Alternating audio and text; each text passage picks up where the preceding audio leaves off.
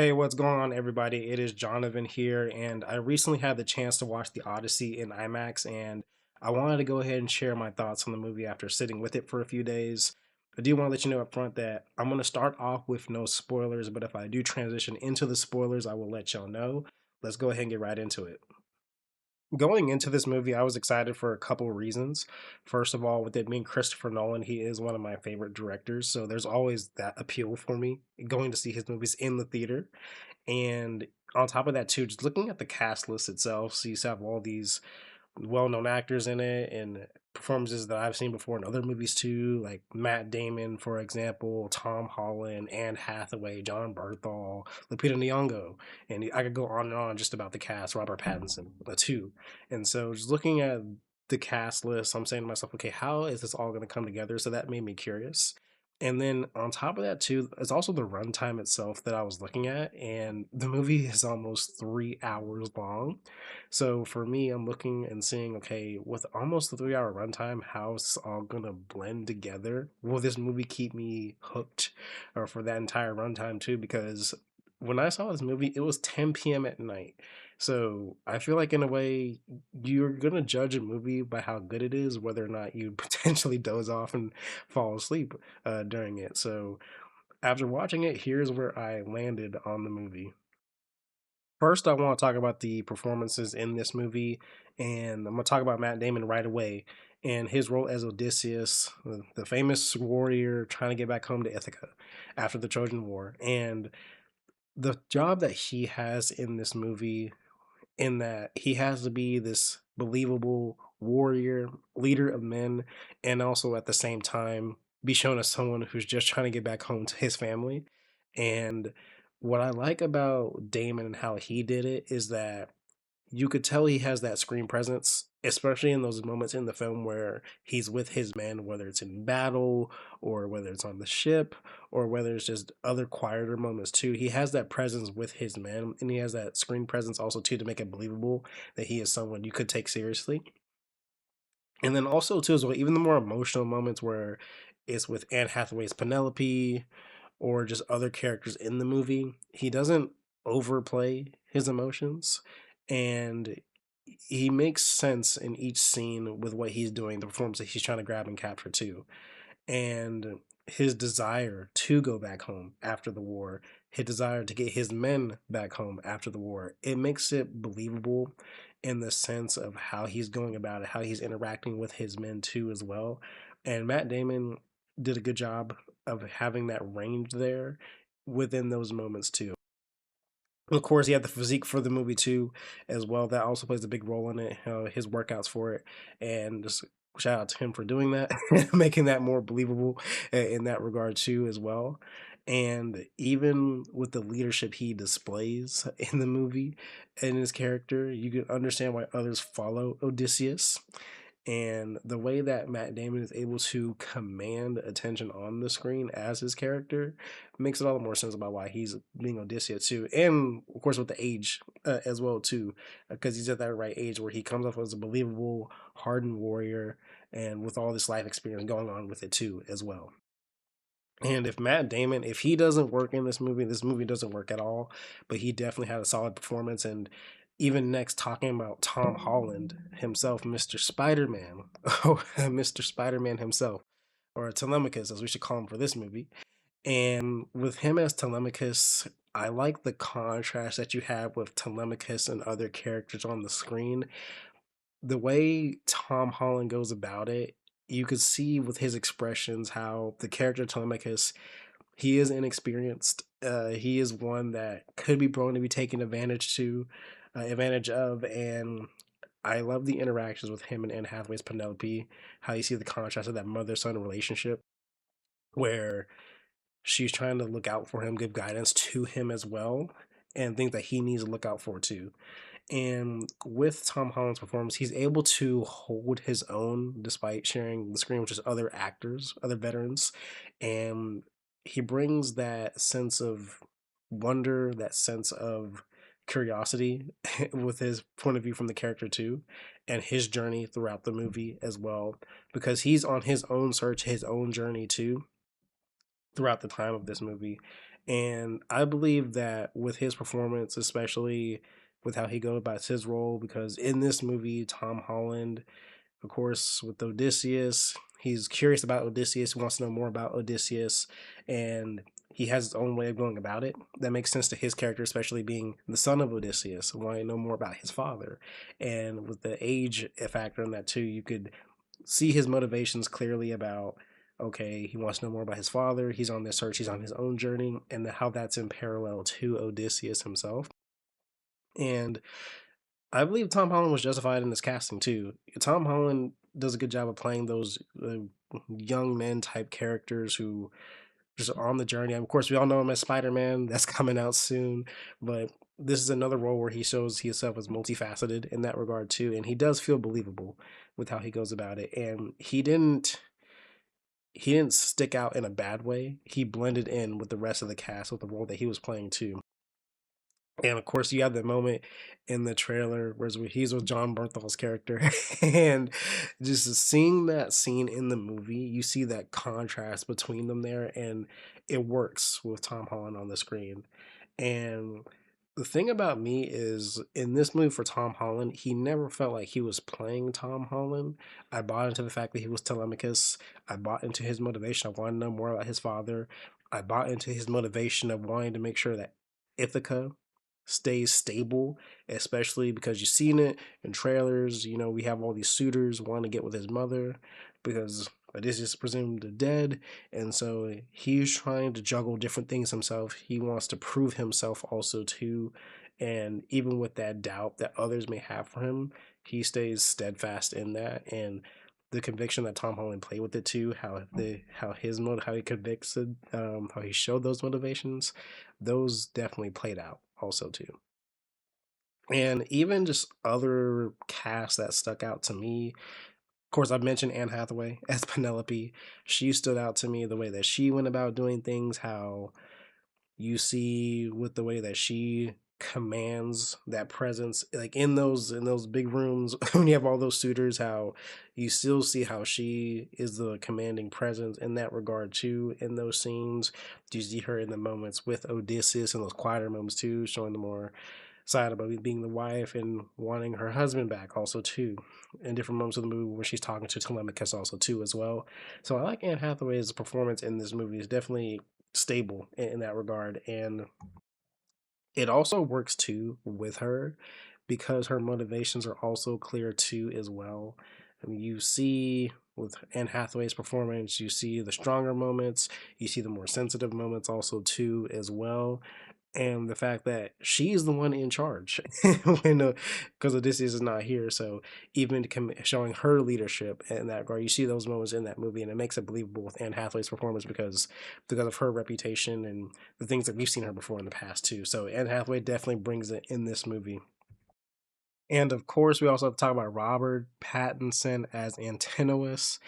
This man, Robert Pattinson as Antinous, I will say just the way he portrayed the character with his facial expressions, with how he talked to some other characters that he viewed as beneath him in this movie, he's someone that you don't want to root for. He's someone I did not want to root for. He gives off the sleazy vibes, and Robert Pattinson made sure to do that just in different scenes. How he interacts with Penelope, how he interacts with Telemachus too, how he also interacts even with his own men to an extent too as well. And the thing that I like about his performance is that you know what his motivations are, how he's trying to get with Penelope, he's trying to take over Ithaca, and that's his motivation. And Robert Pattinson does a good job of making you not want to root for him in that regard too. And even just another performance off the top of my head that I even want to highlight just by name is Charlize Theron as Calypso, and how she went about doing things in this movie. How just her presence as being soothing to Odysseus while he's shipwrecked, and her trying to keep him where he's at with her while he's still on the journey home. And just the way that she went about doing that, it came off as believable in that regard. And even on top of that, too, what I appreciated with the cast in general is that even though this movie is massive in scale, the focus is still on Odysseus and his journey, and that's something that I liked and highlighted too. But just overall with the cast, people's placement in it made sense. and there was no roles that really detracted from the film for me when I was watching it. And also, given how Christopher Nolan directed this movie, the one thing I want to point out is the fact that the story is non-linear. Of course, with a story like the Odyssey, because of how famous the story is, if you tell it chronologically, in my opinion, it could work for some people. I'm not saying it couldn't have worked if you tell it chronologically, but it becomes predictable in a way. It might even become repetitive. But because it's non-linear, it keeps the story feeling fresh. It makes you pay attention to the movie, especially given its runtime too as well. But even the way he went about it, it wasn't confusing for me because he weaves it in different parts of the story as needed to. And the fact that with the way he went about it, he's trusting the audience to connect the dots and figure it out. And it even ties with themes that I think about how the Odyssey is about the passage of time. And time is a big factor in this movie, and how he goes in different points in time. So I think the way he directed that with having that style reinforces that theme there. And even though with the Odyssey, a lot of people do know the story, it's something where if you don't know the story, if you didn't know the story of the Odyssey, I feel like you could still find it a rewarding experience, something that could still be engaging to you also too as well, because you're wondering about how different things connect together. Then you see it as the story progresses and as it goes on too as well. And again, I recognize for some people they might want something more traditional in that regard, but I think that non-linear style worked for me and it helped make the story better in this movie too. And with the movie's budget of being about $250 million, there's always that question of, does the movie feel epic? Does the movie feel grand in scale? And the way that I describe this movie is that it's grand, but it's not overbearing in that regard, where when they're out at sea, the ocean, it feels enormous. It feels like something that people have also traversed to as well.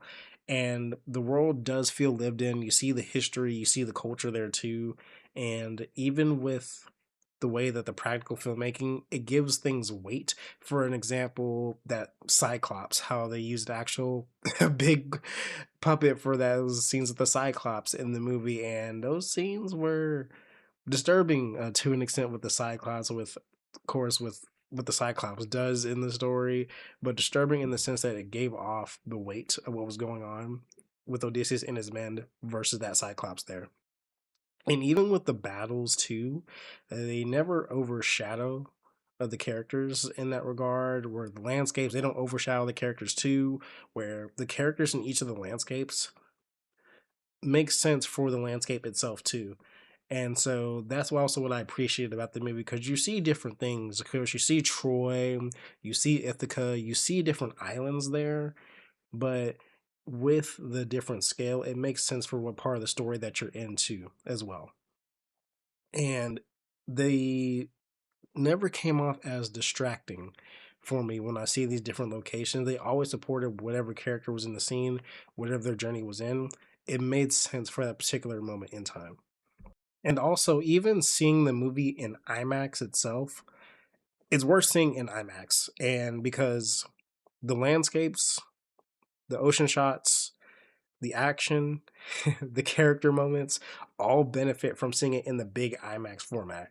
Now, of course, for those of you who are lucky to see it in IMAX 70 millimeter, hopefully that's also a great experience too. Maybe, hopefully, I can see it in the 70 millimeter IMAX. But IMAX, just as a format, helps you pull you into Odysseus's journey, and it helps you feel more present in the world than just watching it. And the sound has more of a greater impact in IMAX as well. It definitely pulls you in. There was a scene where the person sitting right next to me had a little bit of a jump scare. Getting used to that IMAX sound. And so I know a complaint about a past Nolan movie is that, is the sound too low? The sound is not too low in this movie. It was a good mix for what I was watching, what I was hearing, and the dialogue, the music, and just the effects also just have room to breathe as well. And it also helps the action scenes feel more powerful too, because of that audio presentation and also reinforcing it with the visuals too. And there are certain shots that help with perspective too, and it helps you get more immersed, in my opinion too. So if you're gonna see the Odyssey once, I feel like you should see it in IMAX. It was filmed in IMAX, so why not? And that's just my recommendation for any movie, honestly. If it's filmed in IMAX, whether it's fully or partially, always try to see it in that format because of the filmmaker's intention too. And even with this movie, it was filmed with IMAX 70 millimeter camera, so that's why I'm hoping I can go see it in that IMAX 70 millimeter too. Because I saw the Oppenheimer in IMAX 70 millimeter, and that was a great experience too. And even with Nolan's filmmaking, I love that he does embrace just the larger presentation formats, and the movie was definitely designed for those premium screens in mind too. So again, IMAX is worth the premium, especially if you're only going to see the movie once. I definitely recommend it too. One thing I will say about this movie though is that the marketing itself for the movie, I could see why it doesn't make the movie be the most exciting to go watch in the theater. Because even for myself, even though the marketing did portray the scale of the movie, there was moments for me just looking at trailers where it didn't fully capture the tension or momentum of the final film for me. And so I did end up enjoying the movie based more on what the marketing kind of suggested. And so that's just something that kind of stuck out to me as well, as far as like the presentation of it too. Because even talking to friends about it too, they came away with that same impression. And for another thing that I mentioned in the movie that I think it could have been expanded upon is that the movie does showcase Odysseus having an internal guilt internally about certain things, but I believe those things could have been expanded upon as it makes sense regarding the story and also how it shapes his decisions too as well. But the emotional weight, I still find it there in those moments to an extent. Overall, I did have a great time with the Odyssey. I think Nolan did deliver on the ambition he had for the movie, but also keeping the story personal and rooted in Odysseus at the same time too. I think the biggest strength of this movie is Matt Damon's performance and also Christopher Nolan's direction too. And even then, with the things I mentioned about critiques I had, just about how the movie was marketed, or just things about Odysseus' internal guilt, it didn't take me out of the movie. I just think those things could have been reworked in that regard as far as the movie itself. And even also, too, I definitely recommend it if you're a Christopher Nolan fan, if you're a fan of those epic adventures, those mythological adventures, or you're just looking for a theatrical experience that's designed to be watched in the theater, is something that you should definitely check out too as well. And as far as a rating for it, me personally, I'm just gonna go. I'm gonna go on the letter grade format for this movie, for this one, and I'll give this movie an A. Something that I believe that it may not be for everybody. I mean, no movie could be for everybody, but I think it's definitely an enjoyable theatrical experience. Like I said before, those are my thoughts on the Odyssey. Let me know what you thought down below in the comments. If you did enjoy the video, feel free to leave a like on it and also subscribe for more movie reviews on the way. And also, thanks for watching, and I'll see you in the next one.